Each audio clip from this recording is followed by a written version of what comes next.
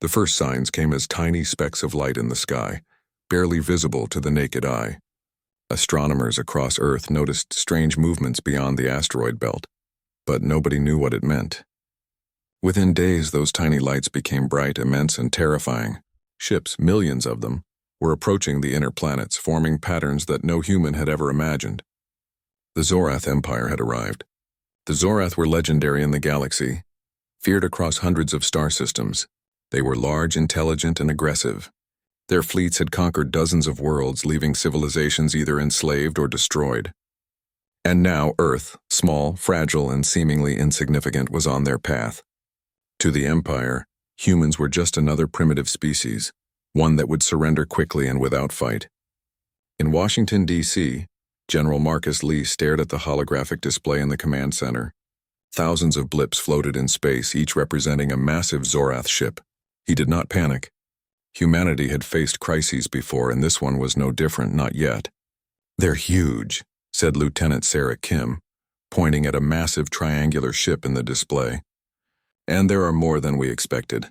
If they attack, our cities might not survive." General Lee shook his head. "It's not just about size. They underestimate us. That is their first mistake." Across the globe, secret preparations had already begun. Deep underground, engineers and scientists worked tirelessly on advanced weapons, orbital defense grids, and energy shields. Humanity had been preparing quietly for decades, studying alien signals, collecting technology from small encounters, and learning from every scrap of information about extraterrestrial life. No one outside these secret projects could imagine what humans were capable of. Meanwhile, the Zorath fleet moved closer to Earth. Their ships were enormous, with black metal hulls that absorbed light. Energy pulses flashed along their edges as their engines powered up. From orbit, they could already see Earth, small and blue, a fragile gem against the vast darkness of space. Admiral Kavar of the Zorath Empire looked down at the tiny planet. "This world is insignificant," he said to his officers. "No defenses, no challenge. We will take it quickly. There is no need for delay." His officers nodded. They had been trained to conquer, not to question. Strategy for them was about overwhelming force, not careful planning or subtlety. They would not consider that humans might be clever, inventive, or brave. To them, intelligence was measured only by the ability to build larger ships and weapons. On Earth, not everyone was calm. Citizens around the world stared up at the sky as the Zorath fleet appeared like a second moon. Panic swept through cities as news channels broadcast live images of the approaching alien armada. Children clutched their parents' hands and adults whispered prayers, unsure if they would survive what was coming. But in secret, humanity smiled quietly. They were ready. In a hidden research facility beneath the Nevada desert, Dr. Elena Ramirez activated the final test of a new system. Energy rippled across the room as her team monitored the readings. The system would use Earth's natural magnetic fields to disrupt incoming energy weapons, creating a protective shield around key areas. It was experimental, untested on a real scale, but Elena had confidence in her team and in human ingenuity. "This could work," she said, voice trembling with excitement. "If it does, their weapons won't even reach the cities. They'll think we are weak, and then we strike." Across the Atlantic, on an orbiting station above the planet, Captain Liam Carter prepared his fleet. Human ships were smaller than the Zorath vessels, but they were fast, maneuverable, and equipped with technology scavenged from other alien encounters. Every pilot knew their mission: defend Earth at all costs. Every scientist knew their mission: give the pilots the advantage, even if it meant taking huge risks. Back on the Zorath flagship, Admiral Kavar received reports from scouts. "The humans are doing nothing," said his second-in-command, Zorath. "They seem passive.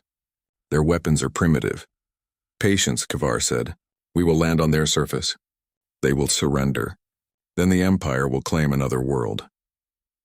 The first human message to the Empire had already been sent, an invitation to communicate, a warning disguised as diplomacy. But the Zorath ignored it. To them, humans were insignificant. To humans, it was the first piece of the trap. On the moon, Earth's first line of defense activated. Hidden bunkers contained missile silos capable of reaching orbiting ships. Satellites monitored every movement of the Zorath fleet. Hidden drones moved silently, gathering intelligence. Humanity was preparing quietly, while the Empire believed they were walking into an easy victory. Dr. Ramirez's team watched as data came in from deep space scanners. "They're moving faster than expected," she said. "But our systems are holding. If we time this right, we can confuse their sensors. Make them think we are weak, when we are not." Thousands of miles away, General Lee coordinated with every major city. Emergency protocols were in place, but they were not meant to protect civilians, at least not only that. Every move of the population was part of a larger plan. Evacuation drills, energy shield tests, and strategic positioning of forces. All of it was designed to make the Empire underestimate humans even further. The first Zorath delegation arrived in low orbit above Earth. Massive, intimidating ships hovered silently, waiting for permission to land. Humans watched, ready, though the Empire thought they were just civilians observing from the surface. Admiral Kavar spoke to his delegation through a translator. "Send a message. We demand submission. The Zorath Empire does not negotiate with primitives." Back on Earth, the message was received, but instead of panic, the leader smiled. They had anticipated this. Every human in the command centers knew what was coming. Every scientist and soldier had a role to play. Humanity was ready to show the galaxy that they were more than what the Empire thought. On the surface, people looked up at the massive shadow of the alien ships. Fear was natural, but so was pride. Across every city, humans whispered quietly to themselves, "We are ready." "They will see." The Zorath delegation, confident and arrogant, began their descent. Massive landing ships moved toward the Earth's surface. Kavar's voice echoed across the communication channels. "Prepare for surrender. Resistance is meaningless." And in response, humanity waited, not in fear but in quiet anticipation. They had studied, planned, and prepared. They had anticipated every arrogance of the Empire. The trap was ready. As the first landing craft approached, Earth's hidden systems hummed to life. Energy grids lit up invisible patterns in orbit. Satellites moved with silent precision. Missile silos powered up. Drones scouted, mapping every approach. Humans, small but brilliant, prepared to turn the Empire's arrogance into its greatest mistake. Admiral Kavar looked down at the planet once more, a cold smile on his face. "This will be simple," he said. "They will submit." And somewhere deep underground, General Lee, Dr. Ramirez, and every member of the human defense prepared to prove him wrong. For the first time, the Empire faced a species that would not bow without a fight, and they did not yet know it, but they had walked straight into a trap. End of Part 1.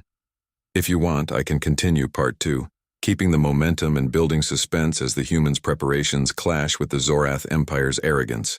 Do you want me to write Part 2 next? You said ChatGPT said absolutely. Here's Part 2 of your HFY story, written in third-person simple English and fully clean. Part 2, warnings ignored. The Zorath Empire's ships hung over Earth like a dark storm. Massive triangles of black metal blocked sunlight over oceans and continents. Humans could feel the weight of their presence even without weapons. Cities went quiet. Children pressed their faces against glass, watching the shadows of enormous ships glide across the sky. But underneath the fear, humanity's leaders moved with calm determination. Every plan, every precaution, every strategy had been laid out months, even years in advance. In a distant corner of the galaxy, far beyond the Empire's reach, alien envoys watched with concern. The Volari, a species known for wisdom and diplomacy, had long monitored the Zorath. They had witnessed the Empire crush other worlds without mercy, and now they feared for Earth. "Do they not see?" asked Ambassador Lyra of the Volari. Her translucent skin shimmered with the colors of her mood: fear, urgency, and determination. "The humans are clever. They are not like the others the Empire has destroyed." Her companion, Elder Thal, nodded slowly. "They do not understand, Lyra. This species adapts. They innovate, and they survive. If the Empire underestimates them, they will suffer greatly." The Volari dispatched a small envoy to the Zorath fleet. Their ships moved gracefully, almost invisible, until they were right next to the Empire's command ship. Inside, Kavar's officers were surprised to see the Volari delegation. "What is this?" demanded Kavar, narrowing his eyes. "Who dares approach the Zorath without invitation?" Ambassador Lyra spoke, her voice calm but firm. "I am here to warn you. The humans are not as weak as you think. Their intelligence, creativity, and unity will surprise you. You should reconsider this conquest. They are capable of strategies no other species has managed." Kavar laughed. a sound that echoed like thunder. The Zorath Empire advanced confidently, their enormous ships casting shadows across the moon's surface. Landing vehicles descended slowly, massive legs extending toward craters and plains. The Empire believed the humans were unprepared, that they were walking into an easy victory. They did not notice the faint shimmer of energy rippling across the lunar surface. Deep beneath the moon's regolith, human engineers monitored the landing in real time. Energy conduits hummed quietly, connecting hidden systems. These conduits were linked to orbital satellites and automated defense systems. Every movement of the Zorath ships was tracked and analyzed. Small drones, invisible to the Empire's sensors, floated just above the lunar plains, sending detailed scans back to Earth. Captain Liam Carter observed the operation from his command ship orbiting the moon. "They're too confident," he said. "They don't realize what's waiting for them. Initiate Phase 1. On Earth, Dr. Elena Ramirez's team activated the first part of their defense. Electromagnetic grids buried deep beneath the moon's surface and powered by satellite connections. The grids sent pulses into space that disrupted the Zorath sensors, making their scanning systems malfunction. The Empire's ships, enormous and imposing, suddenly began receiving false readings. Their instruments suggested the moon was barren, with no signs of activity. Admiral Kavar watched the readings, perplexed. "Why are our scans failing?"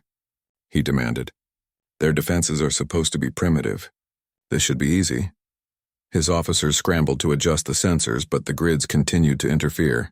They were unable to get accurate readings. For the first time, doubt crept into Kavar's mind. Meanwhile, hidden human drones circled the landing zones. They were small, fast, and silent, gathering detailed information about the Empire's ships, their weaknesses, and the positions of their landing teams. Every piece of data was relayed to Earth in real time. Humanity was turning the Empire's confidence into a map of vulnerabilities. On the moon's surface, Zorath landing teams began deploying. Massive vehicles and armored troops stepped onto the craters. The humans watched silently, waiting for the exact moment to strike. In orbital command centers, countdowns ticked down. Every system, every drone, every missile was synchronized. Patience was the greatest weapon humanity had. "Now," Captain Carter said calmly, from hidden bunkers on the moon, human engineers triggered the first strike. Energy pulses from the underground grid sent waves of interference into the Empire's landing forces. Communication between landing units and orbiting ships broke down. Zorath troops froze, unsure of where their allies were or where to move. Instruments that had been reliable for decades became erratic. Admiral Kavar's voice boomed over the intercom. "Report, why are our communications failing?" His officers scrambled, but the interference continued. The Empire's confidence began to falter. They were supposed to be in complete control, but now the humans, whom they considered primitive, had already disrupted their operation without firing a single shot. From Earth, hidden missile systems aimed at the moon's surface prepared to strike at weak points. Satellites relayed targeting data with precise accuracy. Autonomous drones hovered above, ready to disable critical machinery. The humans did not rush. They waited for the perfect moment, striking only when the Empire was vulnerable. On Mars, the Zorath began their second landing, confident it would be equally easy. They underestimated the distance humans had prepared. Hidden in the Martian soil were energy nodes designed to mimic weak signals, drawing the Empire into traps similar to those on the moon. When the first Zorath units deployed, their movements triggered automated defenses. Explosive charges disabled vehicles, while small drones interfered with landing protocols.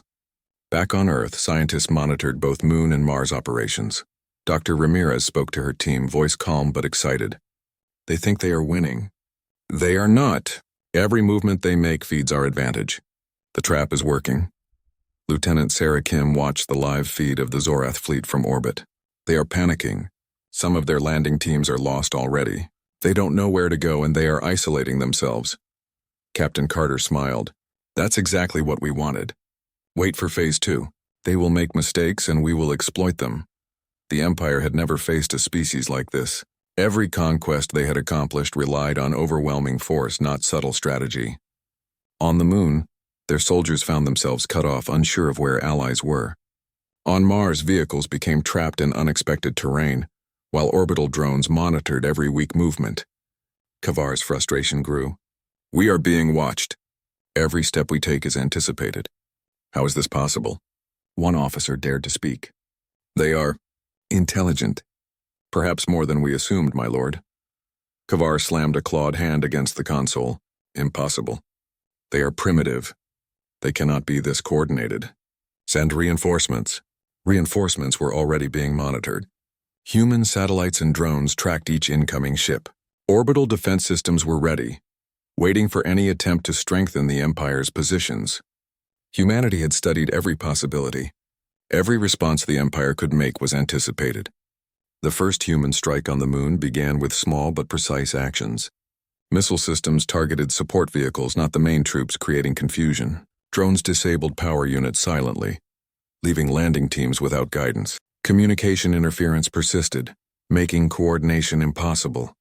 The Zorath, though physically powerful, were trapped by their own arrogance. On Mars, humans executed similar operations. Automated defenses were triggered only when the Empire was most vulnerable. Vehicles were disabled. Troops were isolated. Satellites provided real-time intelligence to Earth command centers, allowing humans to make split-second decisions. Every action was calculated to minimize human loss while maximizing disruption. Admiral Kavar realized finally that the humans were not weak. Prepare full countermeasures, he ordered, but it was too late. The Empire's forces were already divided, unable to communicate and struggling to regain control. On Earth, leaders monitored the progress with cautious optimism. General Lee spoke to his top officers. They are trapped. Phase 1 is complete. They cannot retreat without losing control. Phase 2 will ensure they understand Earth is not weak. Dr. Ramirez smiled as her team observed the Zorath ships reacting to the traps. They underestimated us, she said softly, and that will be their mistake. From orbit, Captain Carter coordinated the next phase. Smaller human ships began attacking isolated enemy units, striking precisely where the Empire's systems had failed. Zorath soldiers, strong and disciplined, were caught in unexpected ambushes. Every ship destroyed, every vehicle disabled, sent a clear message. Humans were not to be underestimated. Even distant alien observers like the Valari could see the Empire's surprise. Lyra turned to Thal. They are learning quickly.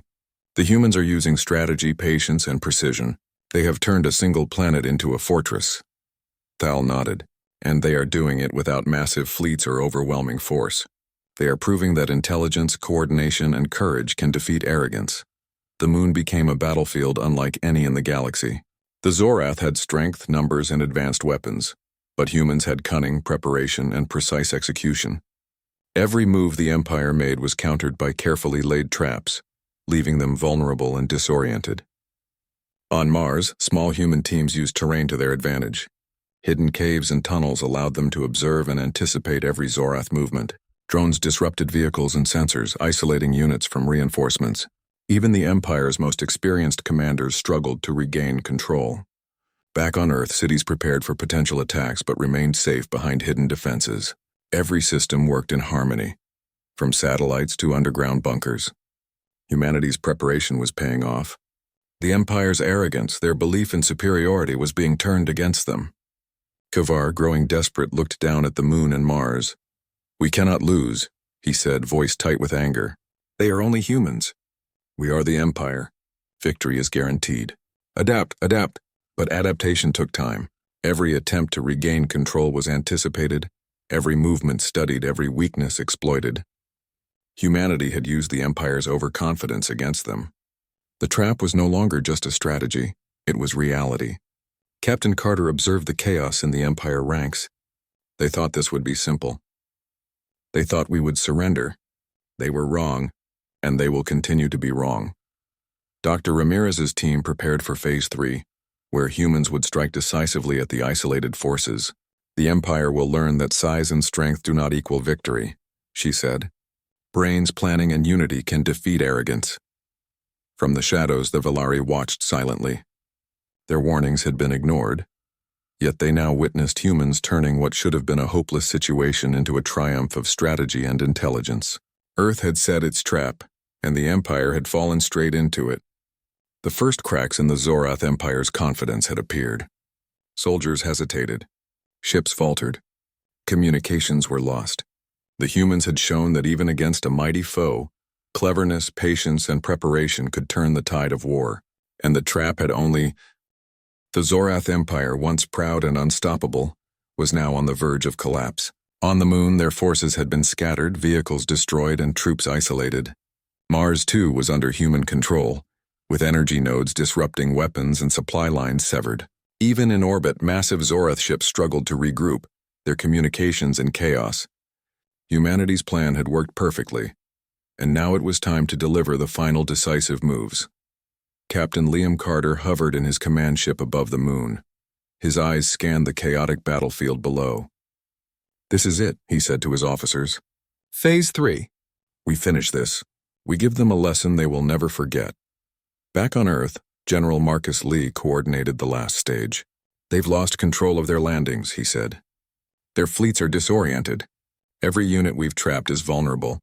Target the command ships. Cut off the leaders. They will have no choice but to surrender." Dr. Elena Ramirez's team had prepared something special for this moment. Hidden in orbit were electromagnetic nets, energy pulses, and precise missiles designed to disable enemy capital ships without destroying them. Every system was carefully monitored, ensuring maximum effect with minimal risk. Humans had fought smartly, strategically, and now they were ready to end the confrontation decisively. Admiral Kavar sat aboard his flagship, frustration and disbelief etched on his face. "How can a primitive species be so organized?" he demanded. "They've trapped our forces, disabled our vehicles, and now they aim at our leaders. This is impossible." One officer hesitated before speaking. "My lord, perhaps they are more intelligent than we assumed. Perhaps we underestimated them." Kavar slammed his clawed hand against the console. "Silence. There is no excuse for failure. We are the Zorath Empire." But even his fury could not change the reality. The humans had anticipated every move, exploited every weakness, and turned arrogance into a fatal mistake. Kavar's fleet was now isolated, vulnerable, and surrounded. From orbit above the moon, human drones struck first. They disabled weapon systems, targeted engines, and disrupted communications across the Zorath ships. Missiles moved with pinpoint precision, hitting exactly where they were needed to prevent the Empire from coordinating a response. Every strike was calculated, leaving the ships alive but powerless. On the moon and Mars, human strike teams moved in to capture isolated Zorath units. Soldiers who had once believed they were unstoppable now found themselves surrounded, disarmed, and outmaneuvered. The humans were not cruel. They captured rather than destroyed, demonstrating skill, courage, and restraint. Captain Carter smiled as he observed the enemy's confusion. "They expected a fight to the death," he said. "They will not get it. They will see that humans can defeat arrogance with intelligence and planning." On Earth, citizens watched the sky as massive alien ships hovered silently, their weapons inactive. Many had no idea of the full scale of the battle. Yet a sense of pride and relief swept across the planet. Humanity had defended their world and proven that courage and unity could match even the most powerful enemy. General Lee addressed his officers calmly. "Prepare for surrender negotiations. We capture the leaders, but we show them that humans are honorable. We are not monsters. We are strong and we are intelligent. That is our message." Meanwhile, the Valari envoys observed the final moments of the confrontation. Lyra spoke quietly to Thal. "The humans have done more than survive. They have shown that even against a mighty conqueror, strategy, patience, and courage can prevail." Thal nodded. "The Empire will not forget this day.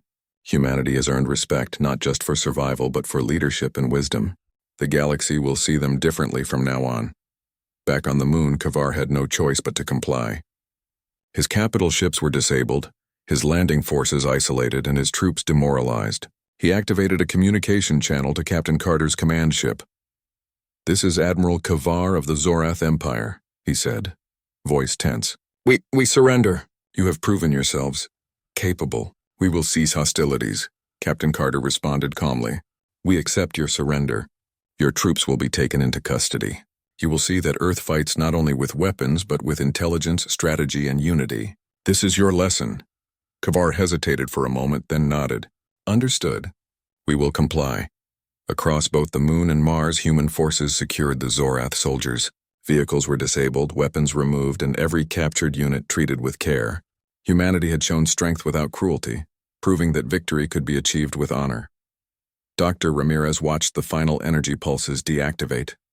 "It's over," she said softly. "They underestimated us and they have learned the cost."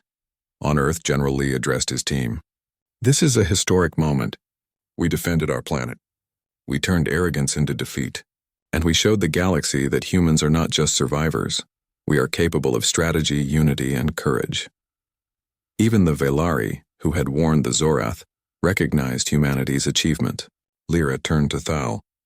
"They have done what we feared, yet what we hoped. Humans have proven themselves a force that the galaxy must respect," Thal added. "And they did it with wisdom, not destruction. They have set a new standard." In orbit, Captain Carter observed the disabled Zorath flagship. "We've done more than win," he said. "We've sent a message. Humanity is not to be underestimated." On the ground, humans celebrated quietly. Soldiers and scientists embraced. Engineers and pilots exchanged nods of respect. Citizens who had watched the sky cheered. They had survived, yes, but more importantly, they had triumphed through intelligence, courage, and planning. Admiral Kavar, now a captive on one of the human ships, looked at Earth with a mixture of disbelief and respect. "This species is unlike any we have faced," he admitted quietly. "They fight with brains, courage, and unity. We misjudged them, and we paid the price." General Lee responded, voice calm but firm. "You underestimated humanity. That is your mistake. But we show mercy because we are strong, not because we are weak. Learn from this." On Mars and the Moon, captured soldiers and ships were secured. Humans had demonstrated discipline, intelligence, and honor. They did not destroy unnecessarily. They did not seek vengeance. They had proven that humanity could fight with strategy and restraint. In orbit, Captain Carter looked down at the Earth below. The blue planet gleamed with life and hope. Humanity had survived the greatest challenge of its history and emerged victorious. The Velari observed from afar. "This species is rising," Lyra said. "They will shape the galaxy in ways no one can predict." Thal nodded. "And they will do so with intelligence and courage. The Empire learned a lesson it will never forget." Back on Earth, General Lee and Dr. Ramirez watched the final transmissions from the Moon and Mars. "We've done it," Dr. Ramirez said, a smile on her face. "We've defended our planet, captured the enemy, and shown the galaxy what humanity can do." General Lee nodded. "And we've done it without losing our honor. Today, humanity earns respect not just for surviving, but for being brilliant, courageous, and united. The galaxy will see Earth in a new light. The Zorath Empire, once arrogant and unbeatable, had learned humility. Humanity had proven that intelligence, preparation, and courage were as powerful as any weapon. And for the first time, humans looked beyond their own planet and realized something extraordinary. They were now part of a galaxy that would respect them, not for fear, but for admiration. The battle was over. The Empire had fallen, not because of numbers or brute strength, but because humanity had shown what made them truly formidable: intelligence, unity, courage, and the will to survive and protect their world. Earth had won, and in doing so, humanity had become a force that no conqueror would ever underestimate again.